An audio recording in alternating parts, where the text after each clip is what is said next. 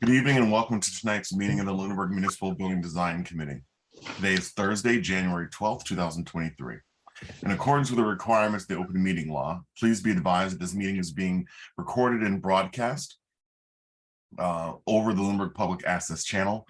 The recording of this meeting will be available on the Lunenburg Public Access YouTube channel within 24 hours. The agenda lists all the topics which may be discussed at the meeting and are those reasonably anticipated by the chair. Votes may be taken as a result of these discussions. Not all items listed may in fact be discussed, and other items not listed may also be brought up for discussion to the extent permitted by the open meeting law. Public participation is encouraged, and public comments may be welcomed during committee member discussions at the discretion of the chair. So for this evening, we're to begin with public comments. Any public comments from the public? All right, seeing that we don't have anyone from the public here with us this evening, any public comments from our APDC representative, Mr. Scullenbrady? Oh, you're on mute, Tony. You're on mute, Tony. I'm sorry about that.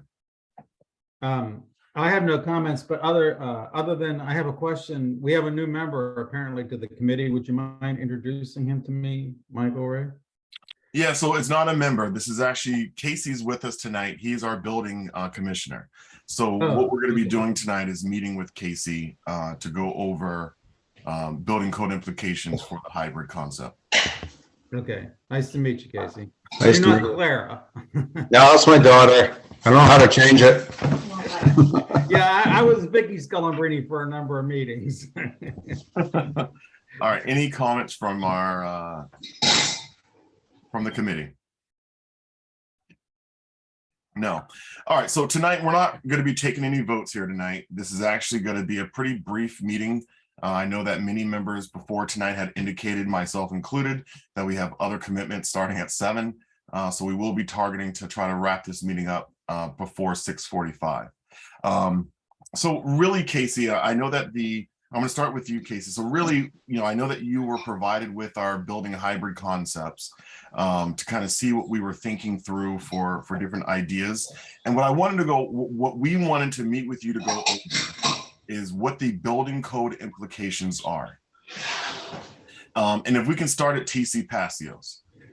So one of the things that came up during our last review, in which we were looking at kind of a full building renovation, was that we got hit by code upgrades, that because we were touching more than 50% of the value of the building or 50% of the building, that we were hit with the requirement to bring the full building to code, which then triggered about $11 million worth of upgrades. The current thought right now is to use the TC Passios as a transition space. And the idea is that we only want to keep the front portion of the building, which is a little less than 50% of the building. I think it's close to 40%. We only want to keep about 40% of the building when all of these projects are done. But we need to renovate that front portion of the building, and the plan is to demolish the middle and back portion. So the first question is, can we, while the full building is standing, remodel the first part of the building without being hit by code upgrades that require us to bring the whole building to the current code? All right, so that's a good question. So as you guys are probably aware, we're now under the new version of the Energy Code, the 2021 IECC, which does have stricter requirements as far as commercial construction goes. So for, the big trigger for commercial is 20,000 square feet. Once you go over that, you have to use the new TEDI. I have it written down what this stands for. So it's the thermal energy demand intensity pathway, whereas if it's under 20,000, you can use a prescriptive pathway. So I guess it would depend on the square footage of the area being remodeled. Okay. And like I said, I got to eat dinner here tonight with you guys, so I apologize. I will be chewing during this meeting. So 20,000 square feet then is the threshold. So if we were to plan a renovation at TCP that only touched 20,000, while the full building was still, let me ask, the question is, is it advisable to make the renovations? I'm assuming the answer is yes, before we do any demolition. I mean, that's really a call for the town to make. I don't see why you couldn't do that. Okay, so if we were to make a renovation at TCP and if that renovation were below 20,000 square feet, then we would not be required to bring the entire building or the portion that we're renovating or whatever it is to code. You would be required to be under the base energy code, but you would not have to do the new upgraded TEDI pathway. You'd still have to do a prescriptive pathway. Any alteration under the new energy code would be subject to that. And generally, can you just kind of outline what some of those energy code requirements are, just so we have an idea? Just better insulation, more energy efficient lighting. The envelope of the building, they're looking to have a certain energy output. Just in general, better on energy, more energy efficient. All right. Are there any other, I want to make sure the board has the opportunity to ask any questions. So any questions? Yep, go ahead, Greg. Yeah, I have, hey, Casey. Hey, Greg.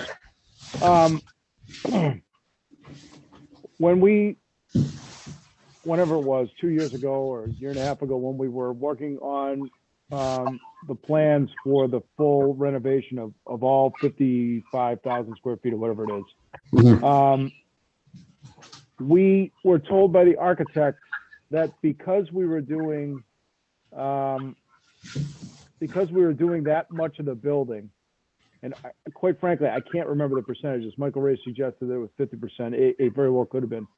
That not only, I'm not sure it was an energy thing, so much as it was like there was some major structural things that it triggered. Like we had to then go in and do like seismic bracing.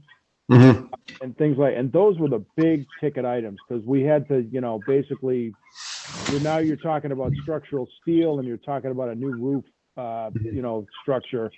And so I'm wondering is that a separate part of the building code that we might be able to structure this plan to stay underneath, I guess is what I'm wondering. Yeah, it's a good question. So I think what your architect was probably referring to at that time was the international existing building code. They used to have, chapter 34 in the building code was for existing buildings, and then they came out with a whole new code specifically for existing buildings. You have level 1 alterations, level 2, and level 3. That's what it was. It was a level distinction. Yeah, so typically like a level 3 alteration will be once you go over 50%, and then you're kind of required to bring the whole building up to code. So yeah, that would be separate from the energy code. It's a separate I code. That would be the IEBC, the existing building code. So if we were to renovate a portion of TCP that was, well, let's for a minute just ignore the energy code threshold of 20,000 square feet. If we were to do less than 50%, we could keep ourselves from getting into the level 3 of that particular code. Is that even? I'd have to pull up the IEBC. I don't have it with me. I have to bring that one home. But even if you don't know the specifics, it seems like there's I guess my question is there a way of only renovating a certain portion of this building, because it's really all that we want to renovate anyway. Yeah. To be able to stay underneath that level. Yeah. If you don't have an answer tonight, that's okay. But no, I can give my opinion. Yeah, I think if you could keep the renovation to a minimum, you could probably get into a level 1 or a level 2 alteration and have to do a lot less total work in the entire building. Are there clauses in the building code that I guess without trying to get too far afield here, can you phase the work? Is it allowed to phase the work to stay under that, or does the building code sort of grab You know, sort of do like an anti-segmentation type. Yeah, I mean, you can phase it. If you did one phase 1 year, then you did another phase the next year, you could avoid a lot of the language in the IEBC. Okay, that's good to know. And you know, maybe the town decides not to do that, but it's just good to know what our options are if we have them. I agree. And is there like a rigid timeline, like 1 year between renovations? Like, is there a timeline between renovations that we need to be mindful of? I'm not sure. I don't want to give the wrong information. I'd have to look into the IEBC to get back to you on that. I don't know off the top of my head.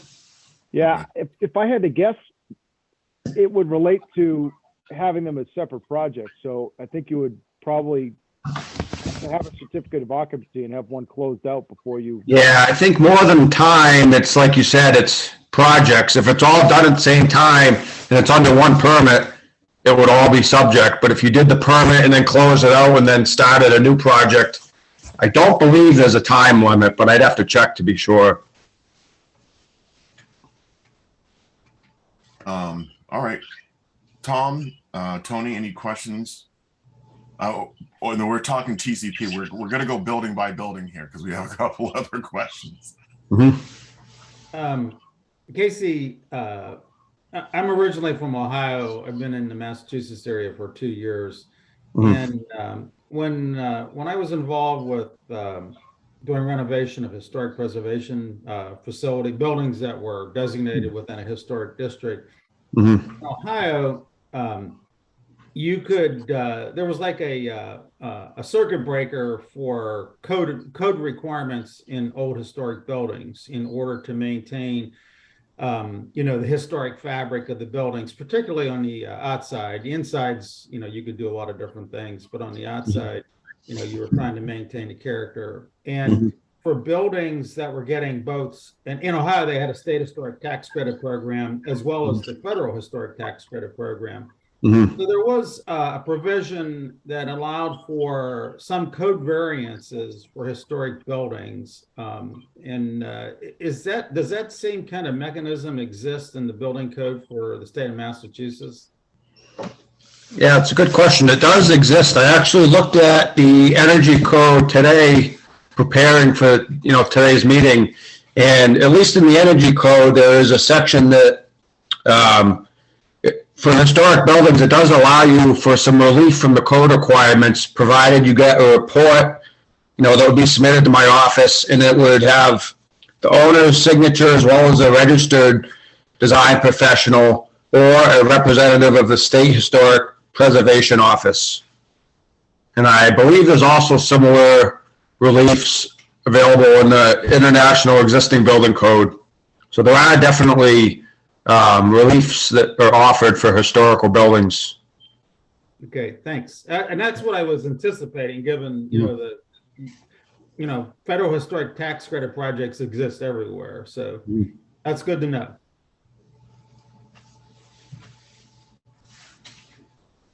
Michael Ray, you're on mute. I know. Tom, do you have any questions for Casey? All right. So I want to talk about Town Hall and Ritter Building. So, typically, when someone's changing the use of a building, it then triggers a whole bunch of code stuff. So if the town hall goes from being an active office, and if we continue to maintain the use of it being a meeting house, is that considered a change of use? And if it is, what would we be required to do? All right. So the town hall, the Ritter Building, and the Brooks House, I think Heather had asked about, were all B uses. So as far as the change of use, it would be based on occupancies listed in the building code in Chapter 3. They would all be considered B uses for business. So, even if you went from town offices to something else that was still a B use, it wouldn't technically be a change of use. So it wouldn't trigger some of the requirements of the energy code, provided that the work also didn't trigger it as far as the volume of work or what you were doing, if that makes sense. Okay. So then with that understanding, then we could change the use of town hall to a meeting house. We could do interior renovations to it. We would not be required to meet the current building code. It would fall under the existing building code or most likely end up being a level 1 alteration. So the work that you did would have to meet code, but the rest of the building would not have to be upgraded. Okay. All right. So now I know you are intimately familiar with the Ritter building, since your office is in there. And so, as you think about the Ritter building, the idea would be to continue to use as office space, but what would change would be that right now we're thinking of school offices. So that would be bringing all the walls to the ceiling, putting in a new HVAC system. Just hearing that alone, new HVAC system, walls floor to ceiling. What kind of triggers would you anticipate us being hit with? It would still be a B use. It would still be the walls going from partial walls to full walls wouldn't really change anything as far as code is concerned. Obviously, the new HVAC system would have to meet code, but I don't think you would trigger all that much with the work that you just described. All right. Greg, do you have some questions on that one?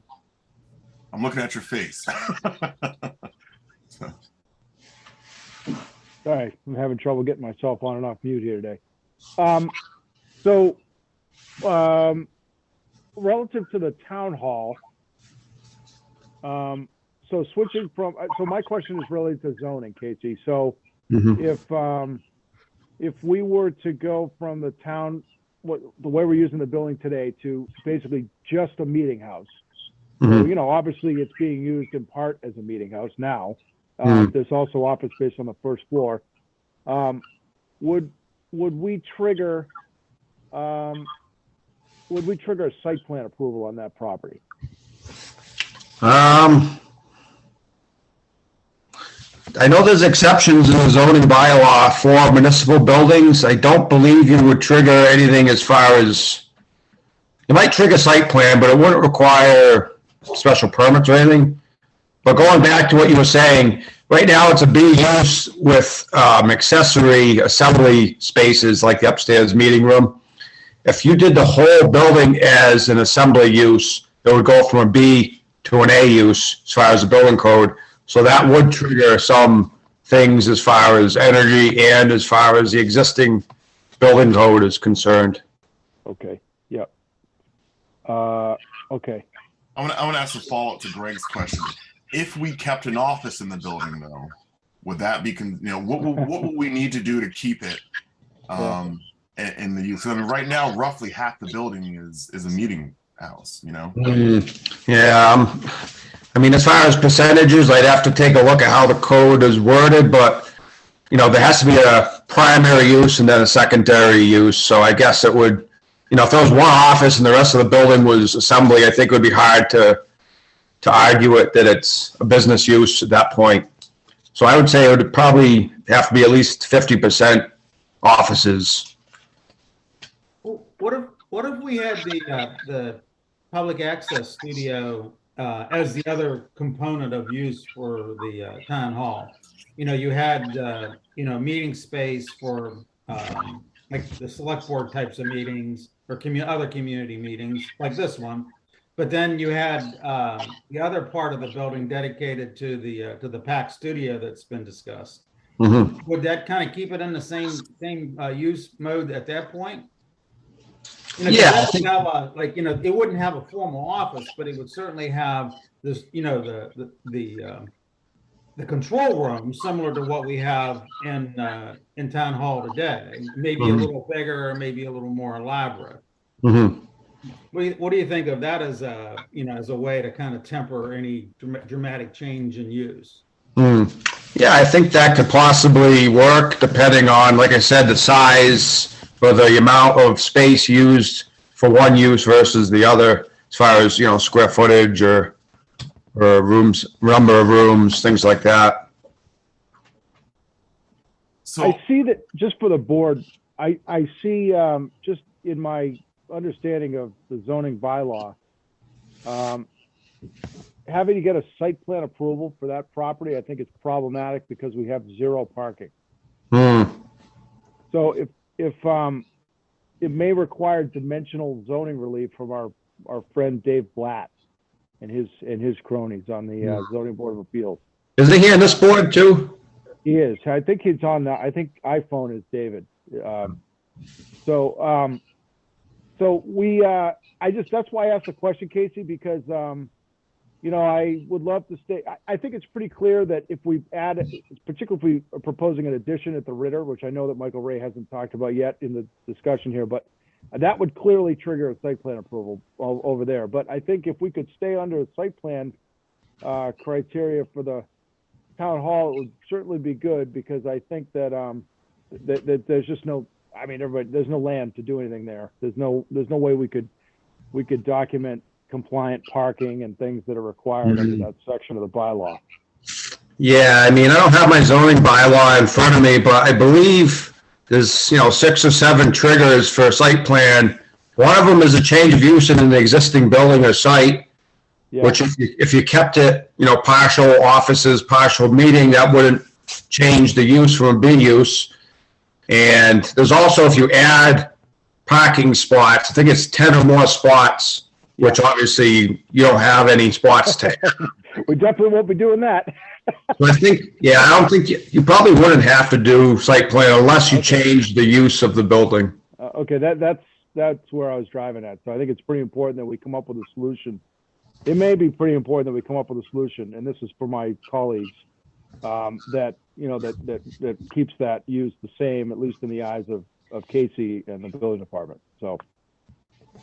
Yeah, I think that's clear. I think one of the challenges with I think Mr. Scullin has a great suggestion. I think one of the challenges that PAC has brought up is that the building squeaks and creaks, which is not good for a PAC studio. That they really need to not have all those extra sounds. So yeah, but in my opinion, I mean, if we're going to renovate that building, I mean, irrespective of what the code is, I mean, we need to renovate the building. All right, we should not be looking at doing another Band-Aid on that building. If we want to keep that building, I think Anthony is nodding, and I think you would agree. This might be one of those situations where we agree. I think if we're going to renovate it, let's do it right. Let's strip it down. Let's put new structural supports in the thing. Let's make sure the floor joists are sized correctly. That's my opinion. Like, let's give that building some love and make it stand for another, 150 years or whatever we got it. So that we may be able to sneak under a code requirement or something, but we should still look at, doing a good job with that restoration. I think we'll call it restoration, but renovation. all right. That's just my opinion. I don't know. No, I agree with you, Greg. I think we should definitely fix the squeaks in the floor. Is my point. There were a lot of people in that building on Tuesday, and I didn't hear any squeaks or creaks. That's probably my theory, Anthony. That's because they were all yelling. Well, the other thing is, my theory on that is I think you passed the point of squeak. I think the floor joists got past the point of deflection where they weren't squeaking anymore. But I thought it was a perfect example of how sound and strong that building is. I mean, we had a lot of people in there, and it really, it survived. Well, wood's strong. People don't realize, but wood is strong. It takes a lot. It is. It is. I'm not gonna lie, Tony. I was a little scared. I wasn't, Michael Ray. That building is a good, strong, stout building. It really is. I mean, I know the whole where the stage is. That there's that the supports in the basement are located roughly right in front of the podium, and so I know that there's kind of lopsided support. So I was sitting there like, please don't get too close to the stage. On a serious note, I think the town is pretty clear that they want to maintain that building. And I agree with Greg that if we have to put the money into it today, it will be so that it will stand for the next 150 years. It'll probably be beneficial to the town in the long run, because if you do it, by bits and pieces, you're not going to get the building to the state that you want it to be in. I mean, Fitchburg City Hall rings a bell. I'm not saying we do something as substantial as that, but they renovated that building. I mean, they put 26 million into that. Now it's a much bigger building and it's brick, but they stripped that whole thing down. They repointed brick. They've new windows, all new structural supports in there. I'm not saying that we need to get that it's going to rise to that level. It's certainly not that price tag because that's a huge building. But I'm just saying they took an old historical building that meant a lot to the city and they renovated it. And they did a good job with it. That's what I'm saying. All right, my next question is about the Brooks house. So the Brooks house is minimally used. Mhm. How do you categorize the current status of the Brooks house? So the Brooks house, I found a couple different addresses for it. I'm not quite sure if it's 1033 Mass Ave or 1079, but it has a cool history. It looks like it's been a lot of different uses through the years. Obviously, it's being used as offices at this point, so it'd be a B use, kind of similar to the Ritter and the Town Hall. I think that building has a lot more parking, but it's obviously a smaller building. So I think, being a smaller building, it wouldn't take as much to trigger percentage based things as far as the building code and the energy code are concerned. All right, so it is 1033. 1079 was the old high school. I just remember that from being a kid. So one of the ideas was to bring in some like child related services. Like, we have an ACE program, which is targeted towards 18 through 21-year-olds. There's like an early learning center. What complications would you see? And those weren't the only ideas, but what complications would you see with kind of looking to have somewhat of would that be an assembly use at that point? And I think the underlying thing that you're saying, though, is no matter what we really think about, we're probably going to get hit with a full code. Yeah, I mean, because the building's really, it's basically the size of a house. What age did you say the kids were, 18 to 21? Yeah, so there's two different groups. So there is a group that's 18 through 21, and then there's another group of kids that are like, babies, basically, toddler age. So are there different requirements based on age? Yeah, there are. So when you get into kids, it can turn more into an educational use or an E, which would be what a school is.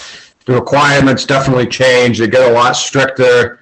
And then when you go really small kids, it can actually go even stricter than a regular E use. So yeah, if you change it to that, if you're stuck with the 18 to 21-year-olds, it would require a lot less code changes, I would say. Okay. All right. And when you say a lot more stringent, you just kind of put some, I hate the phrase put some color on it, but can you put some color on it? What does that mean? So basically, obviously it'd be a change of use if you went from a B to an E. E is a stricter use as far as fire protection, sprinklers. Might have to add possibly a sprinkler system. You might have to upgrade the fire alarms. You might have to change out the doors to a different style door that has like a crash bar rather than like your regular knob or a handle. The stairs and railings and that kind of stuff might have to get changed out or upgraded. And that's just for building code. You'd also have energy code stuff because it'd be a change of use. Think about the last time you went into a school and now pretend you have to make that building look like a school. Yeah, that would be a lot. Okay, so just to sum, so the child services there are going to have way more triggers than if we keep it as any kind of business use, adult use. That probably child service would be the most expensive renovation of that building. Yeah, I would say for sure. If you could keep it some kind of offices for some town entity, that would be probably the least requirements for any changes, because then you're staying in the same use group. So, any questions from anyone on the Brooks house? All right, so part of the concept is to convert the Ritter building. I already talked about the Ritter, but to add an annex to it. And I know that you know the land a lot better than we do, and you know the requirements, and that footprint over there is small. Now, we also know that there is a village district overlay that does allow for parking. I believe it's within a half a mile or a quarter mile from structures in the center of town.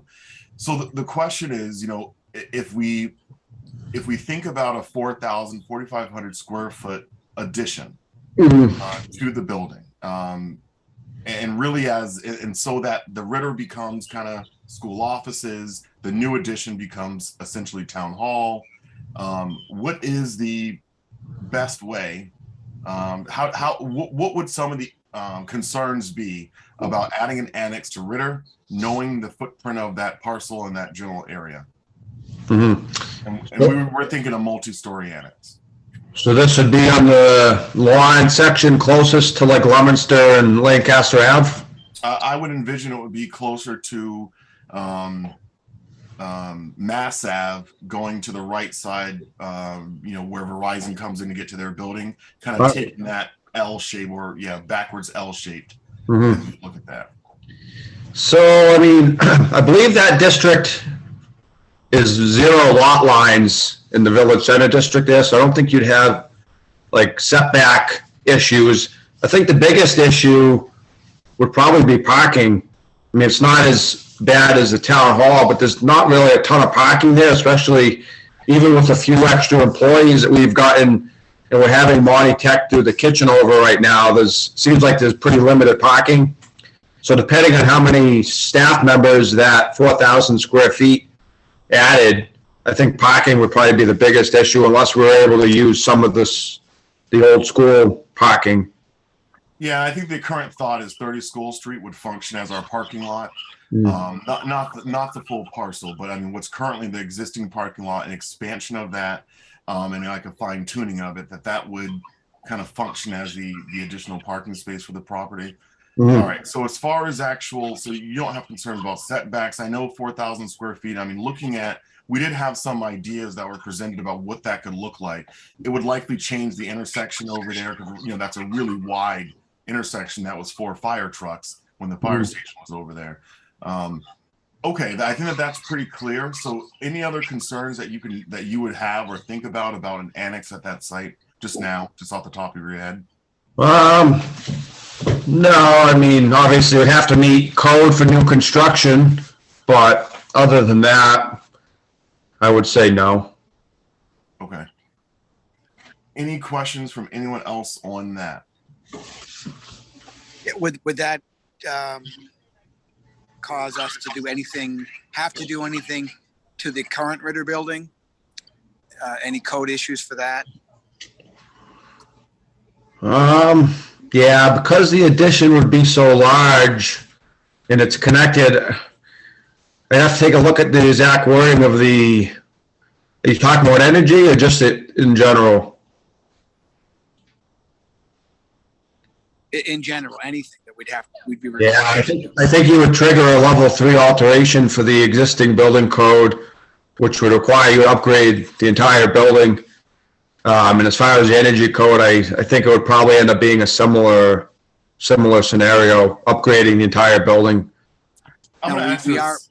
We are going to do some of that, right?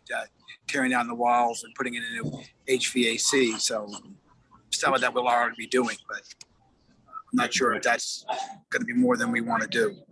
Okay. Yeah, I don't think we were talking about full gut of the Ritter. I think we were talking about really kind of an internal reorganization of where the internal walls are, because, you know. Greg? Well, I understand what you just said. What I'm about to say might be in contradiction. I kind of think of the Ritter as the same way as Town Hall. I mean, those two buildings are historical buildings. I mean, I just think that they're in a different class of TCP that we're thinking about demolishing. You know, some of those things. They're just different buildings. They're historical. They anchor the center of town. They've been there for a long time. And I just think that if we are going to keep them and work them into a future plan, that we should do a good job renovating them. And, you know, would I rather not have to do seismic upgrades to the building? Yes, I would. So if there's a way we could do that, I'd say let's do it. But I don't know that we should be really scared about, you know, necessarily an increase in code requirements, because it's just, in my opinion, on those two buildings, I think it makes a lot of sense to really do a good job. restoring them. I Renovating them. completely agree with that, Greg. You know, but one of the things that I would ask you, Casey, is that if we did the addition not as an attached addition, but kind of as a campus addition with maybe a covered walkway, would that then trigger, you know, upgrades to the Ritter building? You know, if you put the building separate, not attach it to a wall, but put the building separate in kind of a campus setting with a connecting walkway, you wouldn't trigger the code changes, correct? Yeah, that's correct. The only thing you might trigger, depending on the actual distance, is the old wall of the Ritter building may have to be upgraded as far as fire protection. Fire protection. You couldn't do that with the addition? Yeah, I mean, you could, but it would also depend on what the covered walkway is made of. But you could possibly do it with the wall of the addition. I think if you were going to go that route, you'd be better off just to keep it 10 feet away, and then you wouldn't run into any of that. Because making that wall a fire-rated wall is going to get pretty expensive. Okay. But going back to what you were saying about the buildings, you know, I was just looking at it as we're talking. The newest building is the Pass Hills, which is still, you know, from the early 1950s. So some of these buildings go back to the 1800s. I think the town hall was 1820. The Brooks House was 1835, and the Ritter building was around 1909. So, you know, we are dealing with old buildings. Unfortunately, it's tough to use old buildings that were never designed to be in the new centuries as different uses. So I kind of agree with Greg. I mean, you know, this is my personal opinion, not as a building inspector, but if you're going to go through the hassle of, you know, doing these kind of studies and looking at the different buildings, it makes sense to do it for the long term, because otherwise you're going to be doing this again in 10, 15, 20 years or whatever, you know. That's just my with another set of code changes that'll change. Yeah, I mean, it changes every 3 years, so who knows what it'll be by then. Yeah. All right, so that's really helpful. So proximity to the building can trigger additional requirements on the existing structure. And that a covered walkway, you know, could consider it two separate buildings, but basically, again, proximity is going to become the concern. Mm-hmm. Okay. This has been really insightful. Yeah, this is good, yeah. Yeah, I mean, I could talk to you about codes for days and days and not cover portions of it. Yeah. So I know that we got to wrap up here momentarily. I just want to make sure everyone has the opportunity to ask any more questions here tonight to Casey, or if Casey, there's anything that comes to mind you just think it's relevant or pertinent to share, please let us know. I don't have any more questions. I echo that. This is really great. I appreciate you doing this, Casey. Yeah, no problem. Really, very, not to take anything off any of our other meetings, but this was a very productive meeting. So I appreciate it. Thank you for your insight, really. Anytime. Oh. All right. Well, thank you, Casey. I mean, I know we can't do much else here tonight. We do need to schedule a meeting. What I'm going to do is send everyone an email on that because we are going to be, you know, obviously affected on Monday. And so we do need to, I'll send everyone an email to coordinate kind of activities so that we can get another meeting here soon. Casey, thank you for coming with us tonight. We will be reaching out. I'm sure we're going to have more questions, but hopefully we'll be able to email them to you and we won't need to, you know, take your evening up. All right. Sounds good. Have a great weekend, guys. All right. Thank you. All right. And I know we got to end soon. We all got stuff to go to. Is there, Greg, am I going to see you in like 15 more minutes? On what? Booster Club? No. Okay. I don't think so. Not that I know of. Holy smokes, I've had meetings every night of this week, so I hope not. So have I. So have I. All right. Well, that's all I have for tonight. Is there a motion to adjourn? Oh, I'm sorry. We have to give public comments the opportunity. Are there any public comments from the public this evening? Seeing no public, any public comments from APDC or from the committee? From the APDC, I really like the conversations that we had tonight because it demonstrates that, maintaining these buildings, has huge code implications. Changing the use of the buildings has huge code implications. It was a very informative meeting. Thanks for having Casey come to the discussion. And that's all I have. All right. Any Yeah, that was other great. com- That was great. Yep, very good. Honestly, I didn't know this was on. I'm glad I saw you on Tuesday, Michael Ray, because I didn't have this on my radar screen. So I'm glad I was available. Yeah, I reached out to Heather at the end of December, I think, or after our last meeting in December, and suggested that for Casey to join us tonight, because I thought think that. I think I you might know, have missed that. I might have missed that meeting when you. Yeah. No, I didn't mention at the meeting. I said I didn't. yeah. Yeah. No, anyway, All right. this is really good. Yeah. Is there a motion to adjourn? So moved. Second. All right. Any additional discussion? All right. Since we're on Zoom, this is a roll call vote. All in favor, Mr. Gray, Aye. Mr. Roy, Aye. Mr. Scullin-Brini, Aye. and an aye for myself. Thank you all, and have a good night. Good night. Good night, everybody.